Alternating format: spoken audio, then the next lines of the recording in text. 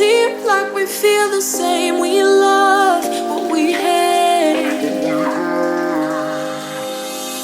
We lie, but we know we can't water what doesn't grow. Give up, let it go. This year, I'm making a commitment to myself.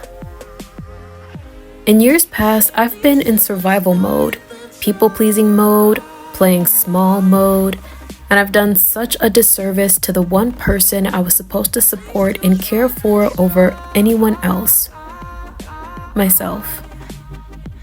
So going forward into 2024, there are 4 commitments I'm making to myself to thrive and make 2024 my masterpiece year. From this year forward, I want it to be clear that 2024 was my origin year.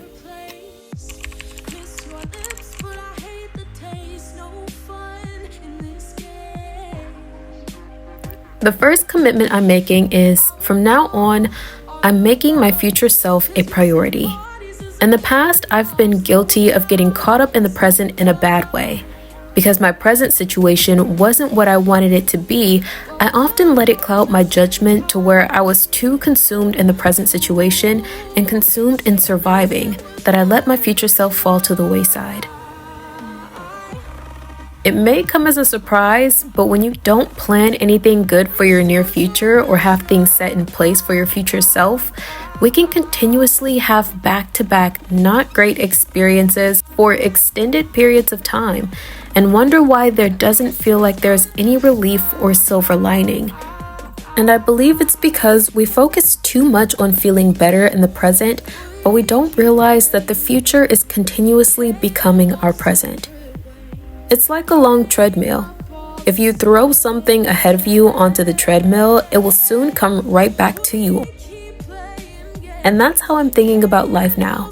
If I consistently throw out good things and have good things in place for my future self, even if I'm not currently benefiting from it in the present, eventually the result of those good things are going to come back to me, and I can even have a consistent stream of good experiences because I have so many things already set in place for me to benefit from.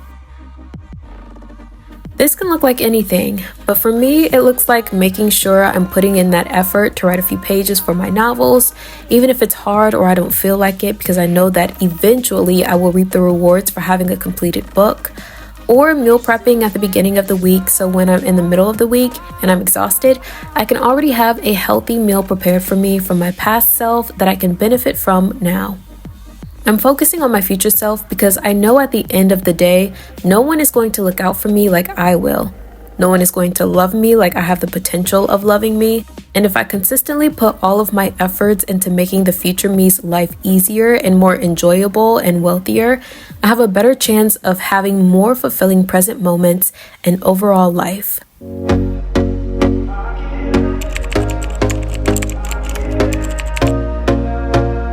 Commitment 2. Doing everything with passion. I'm just gonna be honest. I'm sick of the mediocre shit. I'm sick of the lackadaisical shit. And when I envision the optimal version of me, I see her as a passionately filled being. So that's what I'm going to do and who I'm going to be.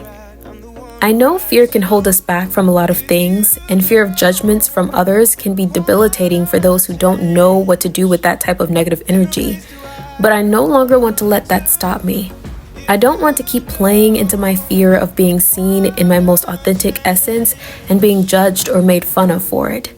I definitely think you can feel when someone has put their all and their soul into something, and I want to live a life where with everything that I do, I give it my best and I leave it all on the table.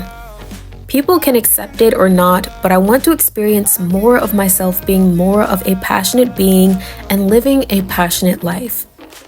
I know for some people that may sound like I want to do different things than what I'm currently doing in my life, but it's actually quite the opposite. I just want to commit more to what I do and be the best I can at it.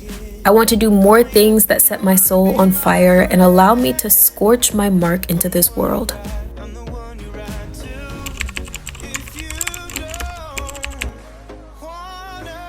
Commitment 3. Focus on more joy, ease, and health. We're multifaceted beings, and not only do I want to set my soul on fire, I want to live a life that has more ease and joy and is not based on what other people think my other commitments should look like. Nor do I want to pressure myself where suddenly all of that hard work of cultivating self-acceptance, passion, and prioritizing myself is suddenly being unraveled because I put too much of my identity or perceived success into these things looking a certain way. There's so much hard work and passion I want to put into my life, and I want to do it without the risk of depletion or burnout. So I want to prioritize more mental and emotional ease with myself, cultivate more moments of joy for myself, and keep my overall health first and foremost at the top of my mind. Because I'm no good to myself or anyone else, burned out and depleted.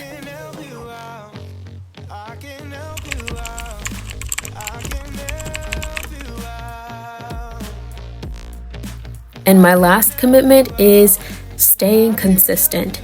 Just in whatever I do, I want to remain consistent, and I believe that's what true commitment is at its core. We were built to last, a permanent high. Consistency is how things become strong enough to stand on their own. It's how things and people become established in what they're doing, become more knowledgeable in what they're doing, and complete important tasks that they want done in their lives. With consistency, things go from being something that you're trying to do to habits that you have to a way of life. We slip right through your fingers like sand, and I have been so caught up that I didn't even see that you could never love me for me.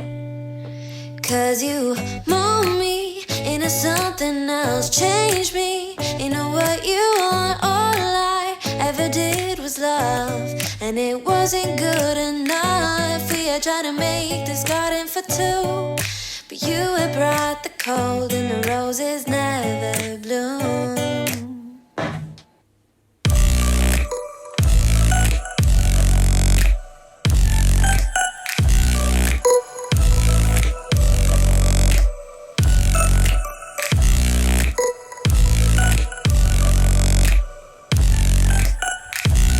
If making this year your masterpiece year is something that you're interested in, check out this video on creating better habits that align with the person that you want to be.